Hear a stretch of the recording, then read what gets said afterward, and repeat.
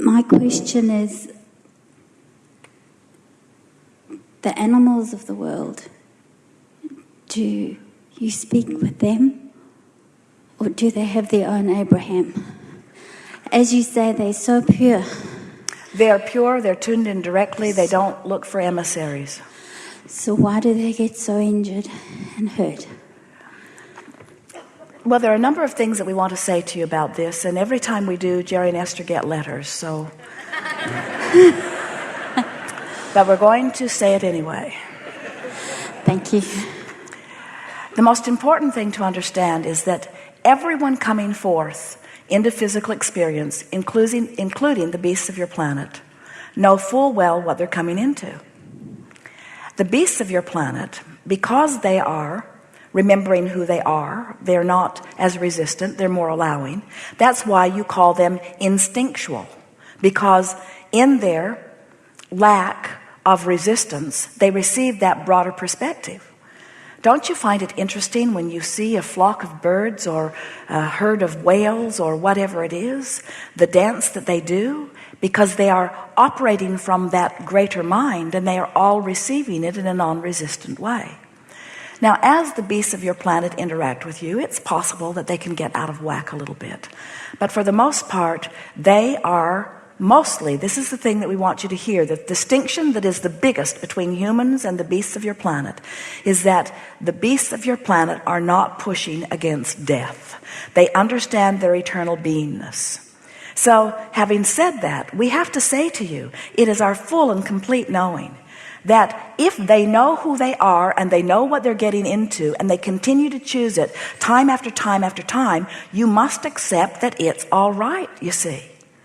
Humans get all worried about beasts being food, and we say, if you could get really organized, you can't. But if you could get really organized, you can't. But if you could get really organized and offer some legislation where you disallowed humans from eating the flesh of the animals, the big fish would still eat the little fish, and the lion would still eat the gazelle. You will never be able to convince them that they should do other than they were born to do, you see. No, but they don't put a baked potato on top.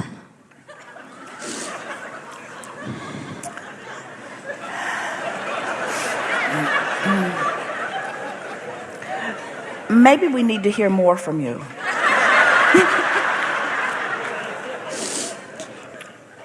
They do what is natural to them, the way God intended. A carnivorous normally is carnivorous, or a vegetarian is normally vegetarian. Well, we're always so interested when one of our physical friends from a disconnected place tries to explain to us what God intended.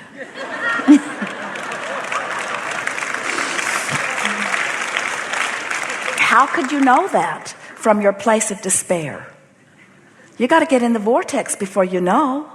And we promise you, the beasts are in the vortex. They're doing the dance of life, even in the death experience, you see. Because they know there is no endedness to that which they are. Think about it. Think about being a rabbit or a deer or whatever you want to choose. And think about coming forth into the exalted experience of being on the leading edge, romping in this time-space reality, knowing that you get to do it endlessly, that there's no ending to that which you are. You see. You're not going to drag us out here where we are concerned about death. We'd rather drag you in here where you understand that it's all part of the cycle of life. That's where I want to be. I want to understand it. Yeah. So we'll appeal to your logic. Do you accept that you are an eternal being? Yes, and so are they. And so, since you are eternal beings, then why worry about the longness or the shortness of a life experience, yes? Yes. So what is it about their experience that is bothering you that isn't bothering them? What is it about their experience that is bothering you that isn't bothering them? What is it about their experience that is bothering you that is not bothering them? Would you rather that few of them ate each other, or that humans, what is it that you think you want? What is it that you want? You get to want. It would just be nice if humans didn't interfere with them so much. Well, you can call it interfering or you can call it co-creating. They didn't come for a feathered nest either. In other words, think about, as humans are interfering, let's say that humans are interfering in the sense that they are finding quite a bit of food value from animals. So as a result of that, many more animals are given the opportunity through breeding or through farms to come forth and have physical experiences. They like that. And as they're telling your story, they're saying, there's this lady, and I know she means well, but she would like us to stop coming so much because she's worried about our endedness, because she doesn't know that there is no endedness. We just keep having beginnedness, you see. But she wants to shut the whole thing down. I'm not sure why. I don't know why she doesn't want us to come forth. She doesn't want us to be born because she doesn't want us to die. But what about the living in between? That's what we're in it for. Don't you see the deliciousness of life? And can't you feel when you get your head wrapped around the understanding that there is no death, that then you can start feeling frisky about watching them all live? Would you deny them life in order to avoid their death? That's really the question that we want to put to you. That's what they would like to ask you. You want us to not have life so that we don't have to have what you call death, because there is no death. So since there is no death, why are you worried about us having life and life and life and life and life and life and life? Okay, let me use another word. I'd rather there was no, it's the cruelty aspect. Well, but that's your perspective. In other words, we understand that you wouldn't want to be hog-tied and made into ham. We get that.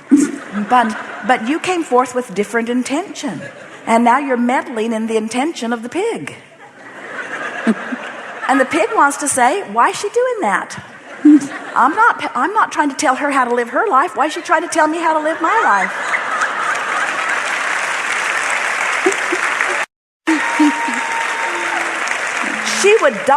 She would deprive me of existence because she doesn't think she'd like to end up like me.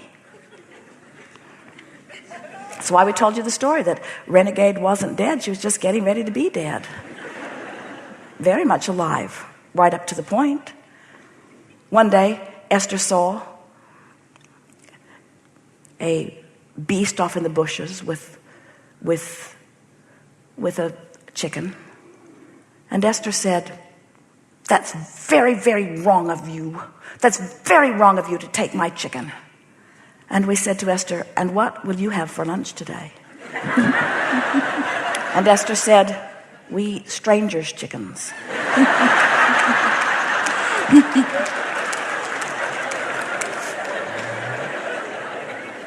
Some things to think about. We just want you to know that all is well. And we really want you to know that from the broader non-physical perspective is when these decisions are being made. And the population of your planet on all levels is controlled from that broader non-physical perspective. And when the asking happens on all levels here, that's when the answering comes. And it's all in perfect balance. And the only imbalance that ever occurs is when you take something like that subject and use it as your excuse not to be who you are, you see. And the beasts of your planet never do that. Thank you. Thank you so much. Yes. Thank you. You're the first person that's made sense.